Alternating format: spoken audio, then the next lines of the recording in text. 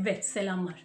Şimdi bu videoda saç dökülmemi doktora gitmeden nasıl kendi imkanlarımla araştırarak işte farklı ürünler kullanarak nasıl durdurdum ve yeni saç çıkmasını nasıl sağladım, saçlarımı nasıl eskisi gibi gürleştirdim ve böyle sağlıklı gözüken, sağlıklı uzayan ve parlak gözüken saçlarım olduğunu, bunu nasıl yaptığımı anlatmaya çalışacağım. Şimdi öncelikle süreçten bahsedeyim. Bundan yaklaşık 1,5 yıl önce falan, 1,5 yıla yakındır bir saç dökülmem başladı. Yani dedim ki hani bu mevsim geçişinden dolayı olabilir. Hani kendimi stresli hissediyorumdur. Ondan dolayı olabilir. Ya biraz bekleyeyim.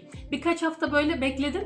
Ama hani normalden aşırı bir dökülmem vardı. Hani elimi her attığımda böyle saçlarımın böyle iyice cansızlaştığını, böyle ince telli bir hale geldiğini, ki normalde de saçlarım kalın tellidir. Böyle saçlarım güçsüzleştiğini ve her gün gerçekten fazla miktarda, böyle rahatsız edici miktarda saçlarımın döküldüğünü fark ettim. Sonrasında ya dedim ki hani bir süre bir gözlemleyeyim ama geçmedi. Ve hani abartısız söylüyorum, artık ben fark ediyordum zaten. Beni çok rahatsız ediyordu ama çevremdeki insanlar da fark etti. Şu ön taraflarda ciddi boşalmalar oldu. Yani böyle boşluklar oluşmaya başladı. Ben dedim ki aman tamam. Hani kellik geliyor, kellik yakındır. Ve sonra dedim ki hemen bir şeyler yapmam lazım. Yani doktora gidebilirdim. Böyle bağnaz bir düşüncede değilim işte.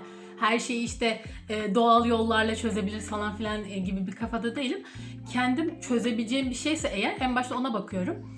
Yani ciddi bir sorun olduğunu düşünmedim. Ciddi bir sorun olduğunu düşünseydim ve bunu kendim durduramasaydım mesela ilk 1-2 hafta tabii ki de doktora gidecektim. Ama dediğim gibi siz doktora gitmeyi tercih edebilirsiniz. Ben bunu kendi doğal yöntemlerimle çözmeyi tercih ettim. Şimdi cildiye doktoruna gitmedim, evet, ama böyle sağlık ocağında hani biliyorsunuzdur, böyle kan testi yaptırabiliyorsunuz basit bir şekilde. Oradan işte kanınızdaki işte demir oranı, işte birkaç basit temel şeylere bakıyorlar. Şimdi benim daha önceden böyle bir şey olduğu için demir eksikliği vardı bende. Böyle aşırı miktarda değil ama hani böyle hapla, takviyelerle falan onu böyle dengelemiştim. Dedim ki hani saç dökülmesinin zaten bir numaralı şey hani demir eksikliğinden olabiliyor. Yani çok büyük ihtimal bundan olabilir, özellikle kadınlarda. Dedim ki yine bir demir seviyelerim falan düşmüş olabilir. Ben bir bakayım. Ondan sonra baktım, tahmin ettiğim gibi bende ferritin genelde düşük oluyor. Benim tavsiyem, eğer hani cildiye doktoruna gitmiyorsanız bile böyle sağlık ocağında basit bir kan testi yaptırıp en azından vücudunuzda eksik olan vitamin, mineral ne varsa onları hemen fark edip onlarla ilgili takviye alabilirsiniz. Veya işte bir hormon fazla çalışıyordur, bir hormon fazlalığı vardır, eksikliği vardır. Bunları görmeniz önemli. Çünkü saça sadece dışarıdan müdahale, işte sadece beslenmeyle falan çözülebilecek bir şey değil aslında. Böyle saç bakımında, saç dökülmesinde, önlenmesinde, yani genel olarak saç bakımında hem dışarıdan takviye gerekiyor, hem dışarıdan bir şeyler yapmak gerekiyor, hem de böyle içeriden beslemek gerekiyor. Bu her zaman besinlerle olmayabilir. Bazen vücudumuzda vitamin eksikliği vardır, ki bende vardı dediğim gibi. Ferritinim düşük çıktı.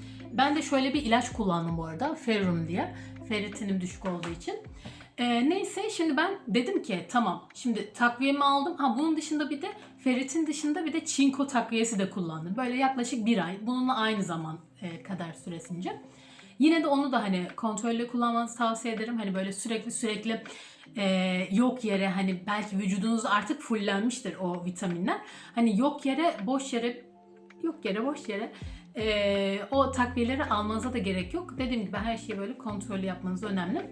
Ben aynı zamanda bu arada demir, çinko, bir de D vitamini takviyesi de kullandım. Şöyle D3 vitamini ve artı K2 ile daha emilimini arttırması için bu 3 vitamin takviyesini kullandım. Şimdi takviyeleri kullanmaya başladım. Tamam, bu cepte. Onun dışında şampuanımı da hemen değiştirmeye karar verdim. Güzel bir şampuan alayım dedim. Ve araştırma yaparken Bioxy'nin şu şampuanını keşfettim. Gerçekten bu o kadar güzel bir şampuan ki bence. Yani ben bu şampuanı mesela araştırırken gördüm ve kullandıktan sonra gerçekten hoşuma gitti. Ben 1-1,5 yıldır başka bir şampuana elimi dahi sürmüyorum. Ve normalde bu tarz şampuanlar hani böyle saç dökülmesini önleyen, işte saç çıkaran şampuanlar biraz böyle saçı böyle gıç gıç yapar. Hani anlarsınız, böyle nasıl diyeyim, kurutur, böyle bir hani kremsiz falan filan olur ya bu tarz şampuanlarını. Belki kullanmışsınızdır, biliyorsunuzdur. Saçı böyle çok ya benim saçıma hiç iyi gelmemişti bu tarz şampuanlar. Biraz alırken de böyle tereddüt etmiştim. Ama böyle kullandıktan sonra saçımı hiç rahatsız etmiyor. Hani saçımı ne kurutuyor ne işte, zaten yağlı çok bırakmaz da bu tarz şampuanlar. Ama mesela işte böyle saçımın güçlenmesine etki ettiğini çok net hissettim yani. Şampuanımı değiştirince o etkiyi fark ettim. Ama tabii ki şöyle bir şey var. Mesela ben saç dökülmemi durdururken ve işte saçlarımı gürleştirirken tek bir şeyin çok etki edip her şeyi değiştirdiğini düşünmüyorum. Yani bence beslenme, şampuan, hepsi, bunların hepsinin bir kombinasyonu işe yarıyor ve bu şekilde bir fayda ediyor. Şimdi şöyle bir sprey var bu arada, saç spreyi, Minoxidil diye. Şimdi bu bayağı meşhur bir spreymiş. Ben de işte saç dökülmem esnasında bunu keşfettim. Böyle internette araştırırken insanlar, işte doktora giden kişiler bunu kullanıyorlar ve bayağı bir kişi ve bunu çok övmüştü ve çok faydalı olduğunu söylüyorlardı. Mesela ben bunu çok uzun süre devam edemedim. Belki uzun süre devam etsem etkisini daha farklı, daha fazla hissedebilirdim. Ki mesela kullananlar çok memnun kaldıklarını söylüyorlar. Ve bunun aslında uzun vadeli kullanımda ve düzenli kullanımda çok işe yarayan bir sprey olduğunu söylüyorlar. Bu da işe yarayan yöntemlerden bir tanesi olabilir ama dediğim gibi ben bunu uzun süre kullanmadım. Saçımın dökülmesinin durmasında ve böyle saç tellerimin tekrardan böyle güçlenip kalın telli bir hale tekrardan geri dönmesini sağlayan bence en güzel etkenlerden bir tanesi sarımsak yağıydı. Ben gerçekten yani onu ayrı bir yere koyuyorum. Sarımsak yağını ben şu şekilde kullandım. Aktardan alabilirsiniz normal bir şekilde ama ben dedim ki böyle evde biraz yoğun yapayım, böyle doğal kendim işte kendi yaptığım sarımsak yağını kullanayım diye. Böyle çok basit sıvı yağın içine böyle hafif ısınmış sıvı yağ, işte tavada, cezvede, onun içine böyle hafif doğranmış sarımsakları koyuyorsunuz ve biraz orada kısık ateşte böyle güzel o sarımsaklar özlerini salana kadar bekliyor. Sonra soğudukta, yani şöyle ocaktan alıp onu biraz soğutana kadar da o sarımsakları içinde bekletiyorum ben. Ve sonra sarımsakları ayırıyorum. O yağı böyle kapalı bir şişede böyle bir ay falan kullanacağınız şekilde buzdolabına saklayıp kullanabilirsiniz. Şimdi ben sarımsak yağını haftada en az bir olmak üzere, bazen 2 de oluyordu, kullandım ve böyle hiç aksatmadan kullanmaya devam etmeye çalıştım. Ve kullandım, mesela ilk andan itibaren sarımsak yağında şöyle bir etki var. Saçlarınız çok şey oluyor, böyle bir anda hacimleniyor. Sanki saçlarınız çoğalmış gibi, güçlenmiş gibi, böyle bir sertleşiyor yapısı falan, böyle bir şey oluyor.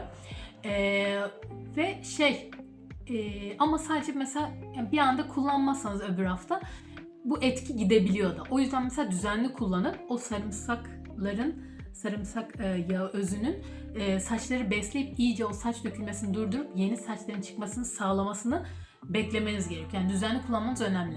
Şimdi ben bu süreçte hep şeyi kullandım. Düzenli bir şekilde kullandım. Ve ben gerçekten faydalı olduğunu düşünüyorum. Benim saçlarıma çok iyi geldi. Ama böyle benden tavsiye, hani çok saçlarınızı bulamayın ya böyle. Hani iyice işe yarasın, daha hızlı işe yarasın falan filan diye. Çünkü onu çıkarması var. Hani banyoda boş boşuna zorluk çekeceksiniz. Bilmem kaç defa sabunlayacaksınız falan filan. Gerek yok. Hem de bence bir yağı, mesela ben normalde de yağ kullanan birisi olduğum için saçıma, yağı böyle fazlaca kullandığımda benim saçımda ters tepiyor mesela. Yani onu orantılı bir şekilde sürdüğümde etkisi bambaşka. Ama mesela orantısız bir şekilde böyle saçımı buladığımda saçıma iyi gelmiyor bence. Neyse, böyle akşamdan bekletip mesela gece sürüp sabah yıkayabilirseniz çok daha iyi olur bu arada. Ama işte zamanınız yoktur. İşte spora giderken falan filan sürebilirsiniz. Birkaç saatliğine dursun, bir şey olmaz. Yine de hani faydasını görürsünüz kesinlikle. Onun dışında koku konusunda da sarımsak yağının kokusu, yani çok hassassanız rahatsız edebilir. Yani içine belki böyle esansiyel işte gül yağı falan filan ekleyip hani o kokusunu bastırmasını sağlayabilirsiniz. Ya da saça sürülen herhangi bir yağ, gül yağı şimdi saça kullanılıyor muydu tam hatırlayamadım. Ama beni rahatsız etmedi ve açıkçası sabunladığımda da yani sonrasında kokmadım, yani sarımsak kokmadım hiçbir şekilde. Bir de beslenme ve su konusu var. Gerçekten yeşil yapraklı sebzelerle beslenmek işte roka, işte maydanoz, dereotu, salatalarınızı arttırmak, hani öğünlerinize eklemek, sonra bu yeşil sebzelerle işte böyle ağırlıklı yemekler yemek. Bence bu da çok etki eden bir şey saç sağlığı için ve kuru yemişler, işte onların içinde bulunan yağlar, faydalı yağlar. Bu içeriden beslemek dediğim gibi o da çok faydalı. Aynı zamanda yeterince su içmek. Yani saç sağlığı açısından bu çok önemli. Ve mümkün olabildiğince stresten uzak durabilme. Biliyorum çok zor. Ama gerçekten stresli olduğumuzda saçlar dökülmeye çok meyilleniyor. Zaten siz kendiniz de hemen fark ediyorsunuzdur. Biraz mesela bir süreç olsun, stresli olduğunuz bir dönem olsun, saçlarınız direkt dökülmeye başlar. Bir cansızlaşır, kötüleşir. O yüzden streste etkileyen şeylerden, faktörlerden bir tanesi bildiğiniz üzere. Şimdi toparlayacak olursam, dediğim gibi bende vitamin eksikliği vardı. Demir eksikliği vardı. Takviye ile onu tamamladım. Ekstra çinko takviyesi ve D vitamini takviyesi de aldım. Onun dışında şampuanımı değiştirdim. Saçıma uygun bir şampuan olduğunu düşündüğüm bir şampuan buldum. Onu kullanmaya başladım. Onun dışında sarımsak yağı, faydasını gördüğüm bir yağ oldu. Başka bir konuda mesela saçları şekillendirirken o ısı maruziyetini en aza indirmek. Yani özellikle mesela ben düzleştirici, mesela bir yere gideceğim diyelim, bir işte seyahat, farklı bir yere gidiyorum. Bavulla kocaman işte şeylerimi alamayacağım için ben genelde fön makinesiyle şekillendirmemi yapıyorum. Onu koyamayacağım için, yer kaplayacağı için düzleştiricimi o zaman alıyorum ve gerçekten bir yere gittiğimde, seyahat ettiğimde falan filan kullanıyorum düzleştirici. Onun dışında kullanmıyorum. Ve düzleştirici benim saçıma hiç iyi gelmiyor. Yani ben iyi geleni de görmedim. Saçlarımı çok kırıyor, yıpratıyor. Hani bir kere kullansam bile, mesela günde ya da 2 defa kullandım, 2 gün kullandım. Direkt saçlarımda bir yıpranma fark ediyorum. O yüzden olabildiğince saç şekillendirmenizde böyle daha az ısıyla, işte ısı koruyucu kullanarak farklı şekillendirme yöntemleri bulmaya çalışın ve uygulamaya çalışın. Çünkü saçlar ısı ile birlikte yıpranıp yani dökülmeye davet çıkarabiliyorsunuz. Bu şekillendirme ve ısı konusu da böyle. Ve son olarak da bunu nasıl yaparsınız? İşte hangi yöntemi kullanırsınız? Ne yaparsınız bilmiyorum ama böyle içten huzurlu ve mutlu hissetmek bence saç sağlığını da etkiliyor, cilt sağlığını da etkiliyor, genel böyle auramızı, enerjimizi de etkiliyor. Böyle her şey bir daha canlı gözükebiliyor yani gerçekten kendinizi iyi hissettiğiniz zaman. O yüzden kendinizi iyi hissettiğiniz ve bu iyi hissiyatın da içten dışa doğru yansıdığı güzel günler diliyorum. Umarım faydalı olmuştur. Video hoşunuza gittiyse beğenebilirsiniz. Aklınızdan geçen bir düşünce varsa bunu yorum olarak yazabilirsiniz ve kanalıma abone de olabilirsiniz. Teşekkür ediyorum. O zaman görüşürüz.